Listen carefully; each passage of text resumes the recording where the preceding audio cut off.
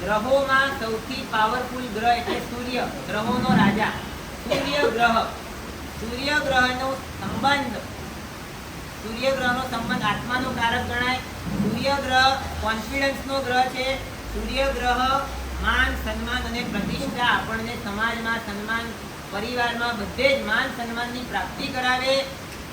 યશ પછી વજન, તમે જ્યાં છો, જે કન્ડિશનમાં છો ત્યાં તમારું વજન અને પાવર વધે, આ કાર્ય સૂર્ય ગ્રહનું હોય છે. સૂર્ય ગ્રહની એનર્જી જે વ્યક્તિની અંદર પોઝિટિવ અને પાવરફુલ હોય એ વ્યક્તિનું હંમેશા એ જ્યાં જાય ત્યાંનું વજન પડે, એની વાતનું વજન પડે. પછી લીડરશિપનો ગ્રહ એટલે સૂર્ય. પછી ગવર્મેન્ટ તરફથી સારામાં સારા રાજ સન્માન મળે. એ ગવર્મેન્ટના કોઈ પણ અધિકારીઓ સામે જાય તો એ લોકો પણ એને રિસ્પેક્ટ આપે, એવા સરકારી ક્ષેત્રોમાં એને લાભની પ્રાપ્તિ થાય અને હંમેશા ક્યાંક ને ક્યાંક એને સરકારી લોકોની સહાય મળી જાય, અનાયાસ પણ મળી જાય. જો સૂર્ય ગ્રહ તમારો મજબૂત હોય અથવા પોઝિટિવ સ્થાનમાં બેઠો હોય તો આ પ્રાપ્ત થાય. અને આ સૂર્ય ગ્રહને પાવરફુલ કરવા માટે અથવા કોઈક નબળા સ્થાનમાં બેઠો હોય તો એને પોઝિટિવ કરવા માટે, હવે કુંડલી બધાની મને ખબર નથી, કોના ગ્રહ ક્યાં જઈને બેઠા છે ખબર નથી, પણ તમે બધા હોશિયાર છો. બધાએ પોતપોતાની કુંડલીઓ 2-4 વાર અલગ અલગ જગ્યાએ બતાવી દીધી છે, બરાબર કે નહીં કિરણભાઈ? બતાવી છે ને બધાએ. એટલે હવે તમારે નક્કી કરવાનું કે અમારે અમારો કયો ગ્રહ વીક છે એને સ્ટ્રોંગ કરવા માટે કયું મંગલ લેવાનું, અમારે કયો ગ્રહ નેગેટિવ છે તો એને પોઝિટિવ કેવી રીતના કરવાનો છે અને એના માટે કયું મંગલ અમારા માટે કામનું છે, એ નિર્ણય તમારે કરવાનો તમારા ગ્રહની સિચ્યુએશન મુજબ. હું ખાલી ગ્રહ અને અષ્ટમંગલનું રિલેશન બતાવીશ કે કયા ગ્રહનું શું કામ છે અને એ તમને કયા અષ્ટમંગલથી તમારું કામ હજુ સારી રીતે પુશઅપ મળે એવું છે. તો હવે સિક્રેટ ઓપન કરી દઉં. સૂર્ય ગ્રહનું કયું અષ્ટમંગલ આવે? ભદ્રાસન એ સૂર્ય ગ્રહ સાથે કનેક્શન ધરાવે છે. એટલે ભદ્રાસન અષ્ટમંગલ સૂર્ય ગ્રહ વાળાએ ખરેખર ધ્યાન રાખવાનું છે. નંબર 2 કયો ગ્રહ આવે સૂર્ય પછી? કોણ છે અહીંયા આટલા જાણતા? બહુ સરસ. સૂર્ય પછી ચંદ્ર. ચંદ્ર ગ્રહની અંદર એનો સંબંધ મન સાથે છે. ચંદ્ર મનનો કારક છે. ચંદ્રનો સંબંધ આપણા ઇમોશન સાથે છે. અલગ સવારથી ઉઠીને રાતના ઊંઘીએ નહીં ત્યાં સુધીના જેટલા પણ ઇમોશન્સ આપણી અંદર આવે છે, સારા ખરાબ, એ બધા ઇમોશનને ફ્લક્ચ્યુએટ કરવામાં ચંદ્રનો બહુ મોટો સંબંધ છે. જેમ કે પૂનમ અને અમાવસના દિવસે ચંદ્ર આપણા પૃથ્વીની સૌથી નજીક હોય છે અને એના કારણે સમુદ્રની અંદર ભરતી અને ઓટ આવવાની વ્યવસ્થા છે. કેમ કે ચંદ્ર અને પાણીનો બહુ ગહન સંબંધ છે, ગાઢ સંબંધ છે. અને એવી રીતના બીજું એક સિક્રેટ કહું, માણસના શરીરમાં લગભગ 70% ઉપર પાણી હોય છે અને એટલા માટે પૂનમ અને અમાવસના દિવસે હંમેશા અમુક વ્યક્તિઓથી સાવધાન રહેવાનું. ગમે ત્યારે એનું પાણી ઉછળકૂદ કરે ને એટલે પૂનમ અમાવસના દિવસે એના અંદર ગુસ્સો થવાના, ચીડ આવવાના, એવા બધા ઇમોશન ફ્લક્ચ્યુએટ થવાના ચાન્સીસ બહુ વધી જાય. આ વસ્તુ આપણામાં પણ કીધેલી છે કે પૂનમ અમાવસના દિવસે જેને મનની તકલીફ હોય, કોઈક મનનો રોગ હોય અથવા તો અમુક ઉંમર પછી આપણા મગજ ચીડિયા થઈ જાય ઉંમરના કારણે, તો એવા લોકોને પૂનમ અમાવસના દિવસે સાચવી લેવાના. એટલા માટે આપણે ત્યાં પાખી 14 પૂનમની આરાધનાઓ વધારી દીધી કે ભાઈ અહીંયા આવી જાઓ એટલે તમે ત્યાં ઘરમાં કંઈ ધમાલ ના કરો. અને બીજા નંબરમાં પૂનમ અમાવસ એટલે 14 પૂનમમાં જે ચંદ્ર નજીક આવવાના દિવસો છે એ દિવસોમાં આપણે લીલોતરી ત્યાગની વાત આવે છે. કારણ શું છે? લીલોતરીમાં પણ એટલે કે ફ્રૂટ અને લીલા શાકભાજી એની અંદર મોટા ભાગે પાણી વધારે હોય, અંદર બીજા પ્રોટીન્સ ને બધું કાંઈ ના હોય, પાણીનું સ્તર વધારે હોય. હવે ઓલરેડી પાણી તો તમે પીવો જ છો, એમાં પણ જો ફ્રૂટ જ્યુસ અને વેજીટેબલ્સ વાપરો તો હજી પાણી વધે. અને પાણી વધે ત્યાં વાંધો નહોતો ભાઈ, પાણી વધે એટલે અહીંયા જે બીજું ડિસ્ટર્બન્સ ઊભું થતું હતું એ કંટ્રોલ કરવા માટે તમને કીધું કે સુકોત્રી વાપરો. સુકોત્રી વાપરશો એટલે પાણીને શોષી લે અને એના કારણે તમારું પાણી બેલેન્સ રહે. એટલે જે આ બધી ધમાલ મચાવવાની શક્યતા હોય એ બધી ત્યાં ઓછી થઈ જાય. એટલા આ બધા રહસ્યો છે. ચંદ્ર, મન, ઇમોશન અને પાણી આ બધાનો સંબંધ છે. આખું જે કોસ્મોસ છે એ એકબીજા સાથે જોડાયેલું છે. કોઈ પણ વસ્તુ, કોઈ પણ વ્યક્તિ કોઈનાથી જુદી નથી. બધાનું ક્યાંક અને ક્યાંક ઓછા વત્તા અંશે દ્રશ્ય કે અદ્રશ્ય રૂપે, સાક્ષાત કે પરોક્ષ ક્યાંક ને ક્યાંક કંઈક કનેક્શન છે. એટલા માટે જ તો ગ્રહની સ્થિતિ પ્રમાણે તમારા જીવનની સ્થિતિઓ સારી અને ખરાબ બનતી હોય છે. જો એ ન હોય તો પછી એવો ઇફેક્ટ કેમ આવે?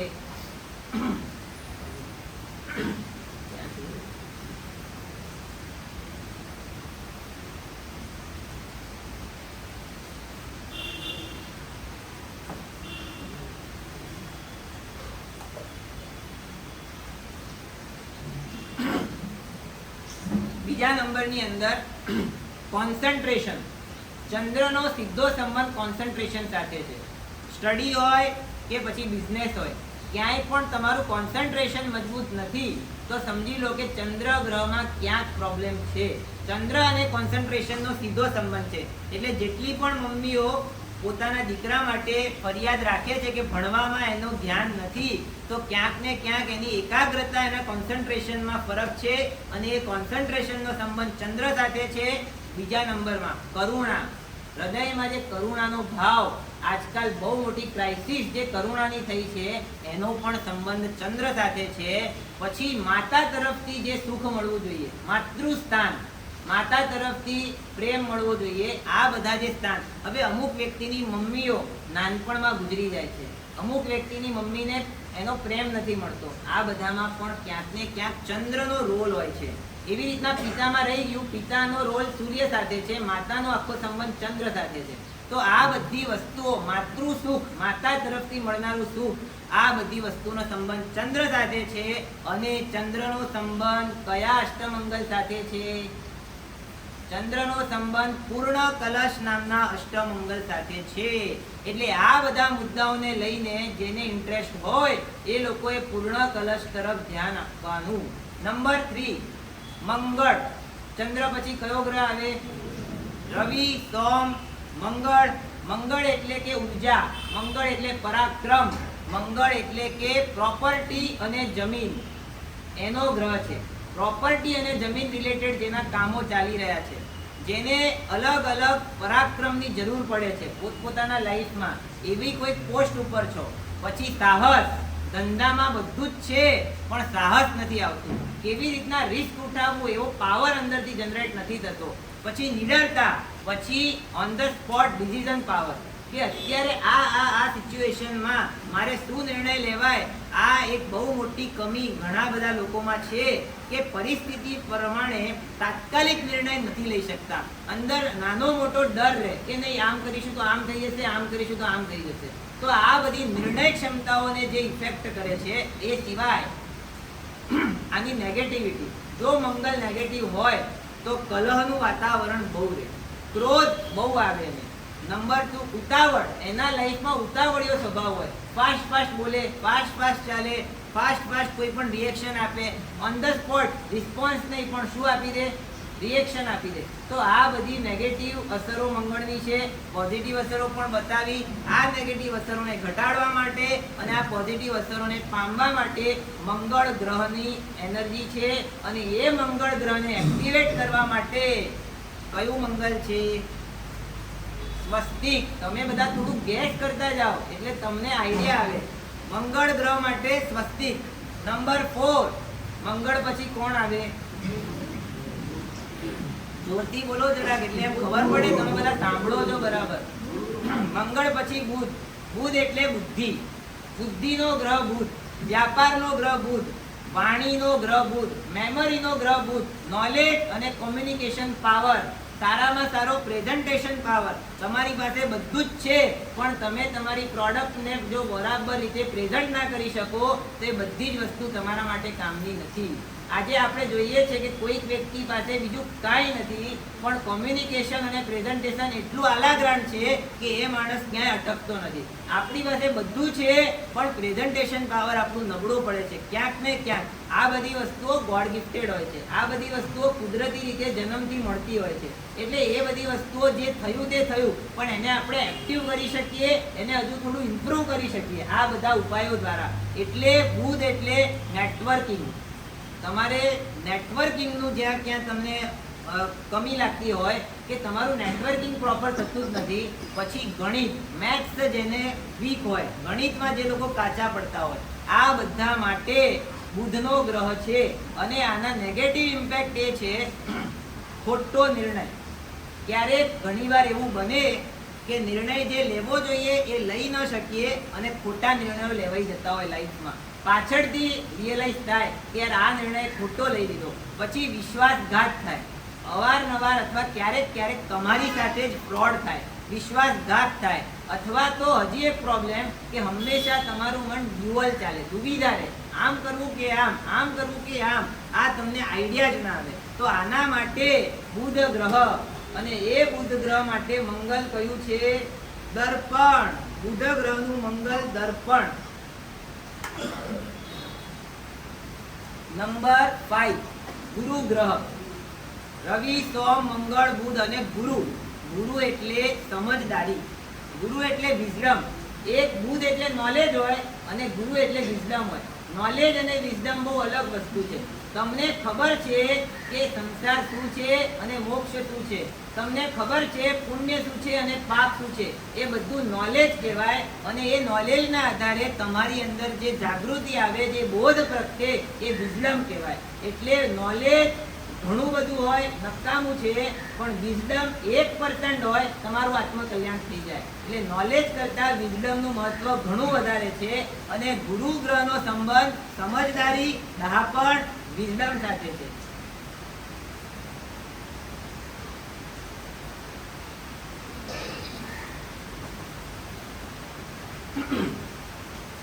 પછી બીજા નંબરમાં માર્ગદર્શન. તમને રાઈટ ટાઈમ પર રાઈટ માર્ગદર્શન આપનાર કોઈક મળી રહે, અથવા તો કોઈ વ્યક્તિ ના મળે ને તો પણ તમારા અંદરથી એવું થાય કે આમ નહીં આમ કરવું જોઈએ, એવું અચાનક વિચાર આવે. અથવા કોઈ ઘટના જોઈને તમને તમારા જીવનના સમસ્યામાં આઈડિયા આવી જાય. આ માર્ગદર્શન અણધાર્યું તમને મળી રહે, અથવા માર્ગદર્શકો તમારી લાઈફમાં કાયમ રહે.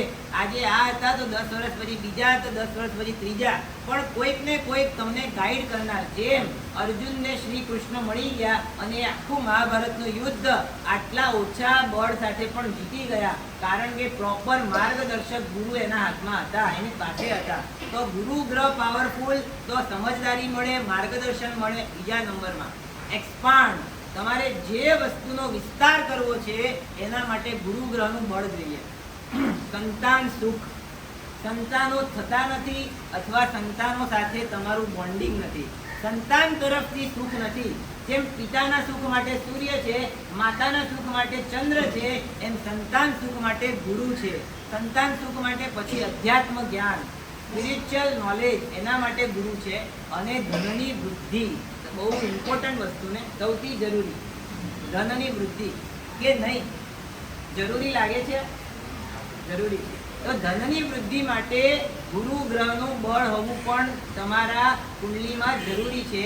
અને એવી જ રીતના હવે આ ગુરુ ગ્રહ જો નેગેટિવ હોય તો તમારી લાઈફમાં કઈ કઈ ખરાબ અસરો હોય. નંબર 1 આળસ. જે વ્યક્તિઓને વાતે વાતે આળસ આવે છે, નાની નાની વાતમાં આમ બસ થાકીને બસ હવે બહુ થઈ ગયું, કંટાળો આવે છે, આ આળસ, અનુત્સાહ, કંટાળો, આ બધા ગુરુ ગ્રહ નેગેટિવ અથવા ગુરુ ગ્રહ વીક હોય તો એની સાઈડ ઇફેક્ટ છે. નંબર 2 વારંવાર આર્થિક તકલીફો આવે છે, એનો પણ રિલેશન ગુરુ ગ્રહ સાથે છે. અને આજની દુનિયાનો બહુ મોટો પ્રશ્ન ઓબેસિટી. ઓબેસિટી એટલે તમારે જે જગ્યા હોય એના કરતા ગેરકાયદેસર બાંધકામ વધારે હોય.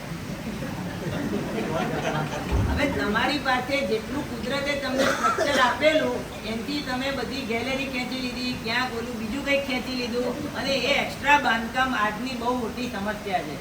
એટલા બધા પૈસા ખર્ચીને ડાયટિંગ કરે, ઓલા મિલ ઉપર દોડ્યા કરે, આપણને લાગે કે આ ઘરમાં તો એવો ધીમો ચાલે છે ને અહીંયા કેવો દોડે છે આ જીમમાં આવીને, પણ બિચારા એને ખબર છે બહાર જવું હોય તો આ એક્સ્ટ્રા બાંધકામ બહુ નડે છે અને એના કારણે કેટલી બધી બીમારીઓ આવે છે. ડોક્ટરો કહે છે કે ભાઈ હવે આ ઘટાડો, નહીતર હાર્ટ એટેકનું જોખમ છે, આ ઘટાડો નહીતર નાની ઉંમરમાં ની રિપ્લેસ આવી જશે. આ ઓબેસિટી બહુ મોટું આજના જમાનાનું દૂષણ અને એની અસર એ ગુરુ ગ્રહની નેગેટિવ અસરના કારણે આવી શકે. માટે આના માટે ગુરુ ગ્રહને તમારે પોઝિટિવ કરવો જોઈએ. અને એ ગુરુ ગ્રહનું અષ્ટમંગલ છે નંદાવર્ત. નંદ્યાવર્ત એ ગુરુ ગ્રહનું અષ્ટમંગલ છે. મોદીને બી ટેન્શન છે.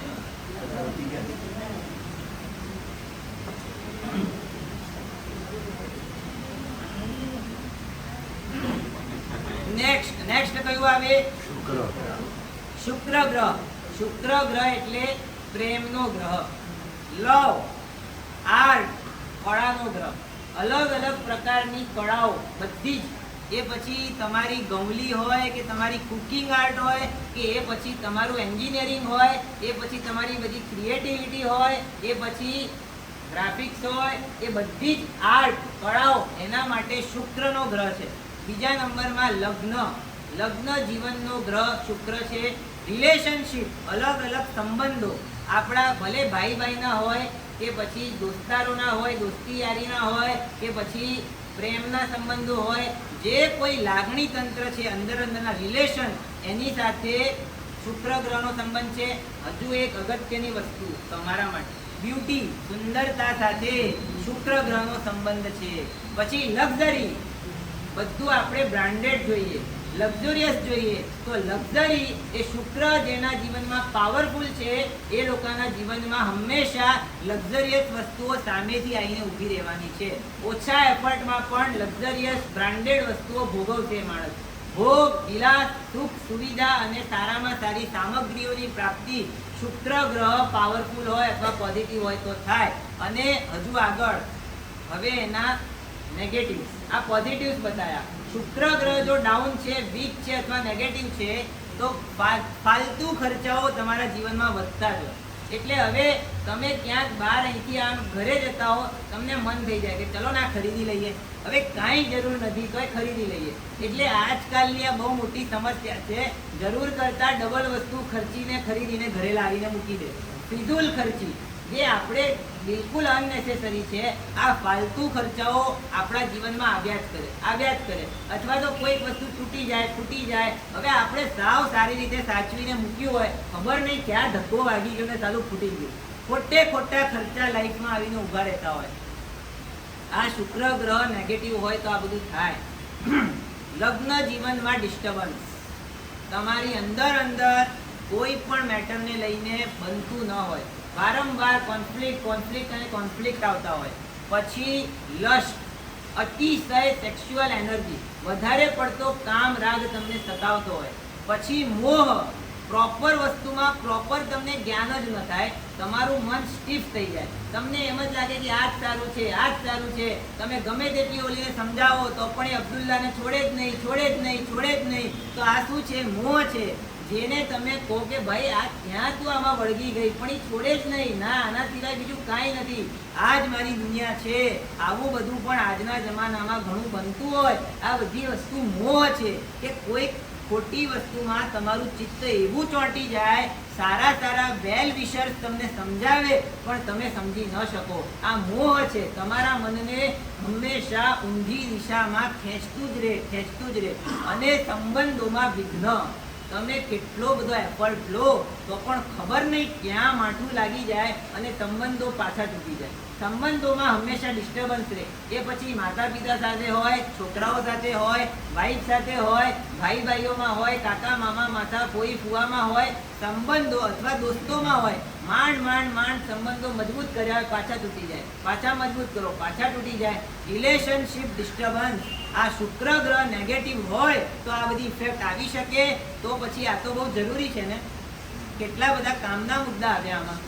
શુક્ર ગ્રહની અંદર કેટલા કામના મુદ્દા આવ્યા. તો હવે આ શુક્ર ગ્રહનું મંગલ છે મીન યુગલ. મંગલને તમે બરાબર રીતે યુઝ કરશો આ એનર્જીનો તો તમારા શુક્ર ગ્રહના જે પોઝિટિવ થતા એ મજબૂત થશે, નેગેટિવ થતા એ બધા ડાઉન થશે. નંબર 7 કયો ગ્રહ આવે? શનિ. આ તો બધાને યાદ છે ને. શનિ માટે તો તમે સૌથી વધારે ખર્ચા કર્યા છે ને ઓવરઓલ. શનિની શું હોય? પનોતી. એ અમુક તો વ્યક્તિઓની પણ હોય ને, એ પણ પનોતી કહેવાય ને. ખાલી શનિને બિચારાને કેમ બદનામ કરવાનો? અમુક તો આપણે પોતે ક્યારેક પનોતી જેવા હોઈએ છીએ અને બદનામ શનિને કરીએ.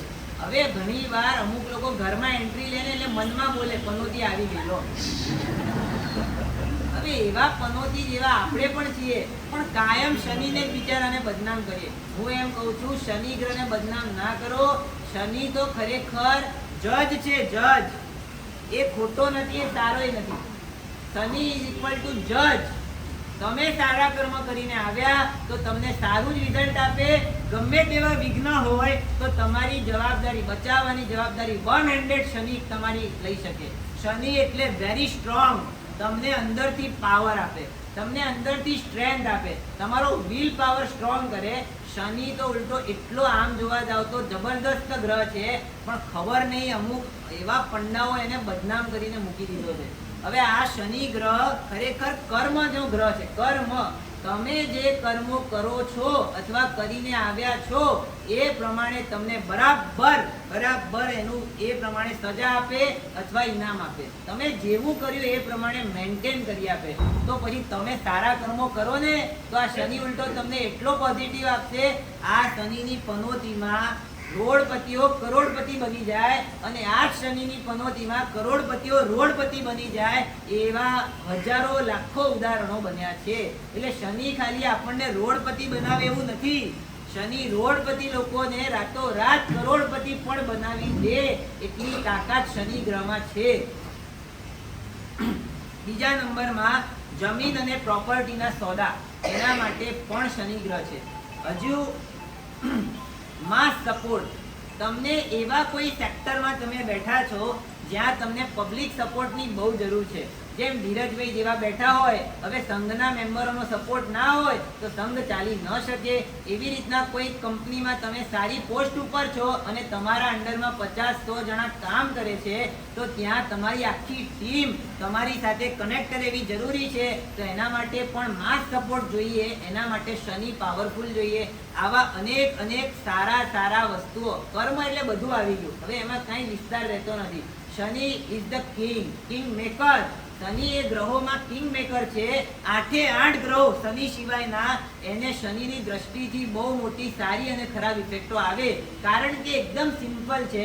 તમે કર્મો સારા કર્યા હોય તો શનિ તમારો પાવરફુલ હોય અને તમારા કર્મોના કારણે તમારા 8 ગ્રહોને પોઝિટિવ કરવાની એનર્જી એની પાસે હોય. તમે કર્મો ખરાબ કર્યા હોય તો શનિ નેગેટિવ હોય તો તમે બીજું ઘણું સારું લઈને આવો પણ એ તમને અડચણ આપે.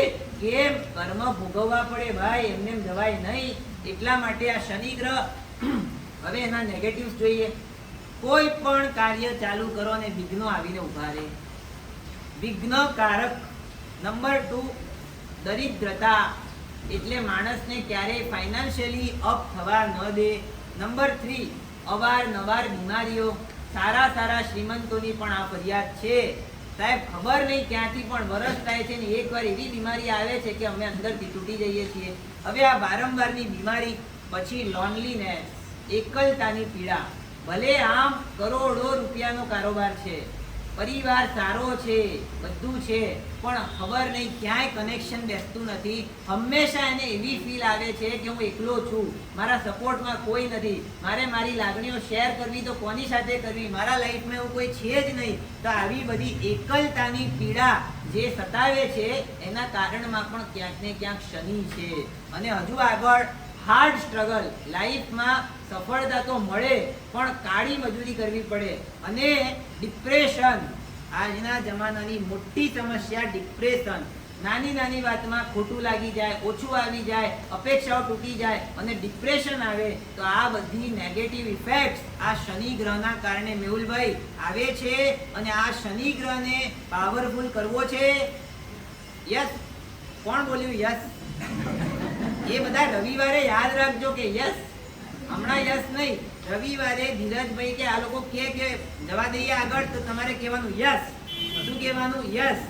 જેમ હમણાં બોલ્યા ને કે શનિ ગ્રહને પાવરફુલ કરવો છે તો કેવું તરત બોલ્યા યસ. એવી રીતના એ દિવસે પૂછે કે હવે 51 ના 1 કરું, યસ. શું કહેવાનું? યસ. તમારે ત્યારે નો નહીં કહેવાનું, રાઈટ? તો પછી આ શનિ બરાબર થાય. ત્યાં પછી નો કહો અને પછી પ્રોબ્લેમ સોલ્વ કરવામાં યશ કહો તો પછી એ કે આ મફતિયો છે, આને બહુ સપોર્ટ ન કરાય, મફતિયાને કોઈ સપોર્ટ ન આપે. એટલા માટે આ શનિ ગ્રહનો અષ્ટમંગલ છે વર્ધમાનક. વર્ધમાનક યાદ છે ને, બે કોડિયા, એક આમ અને એક આમ. આ જે શનિ ગ્રહનું પોઝિટિવ કરવા માટેનું અષ્ટમંગલ છે વર્ધમાનક. બોલો સંજયજી થોડું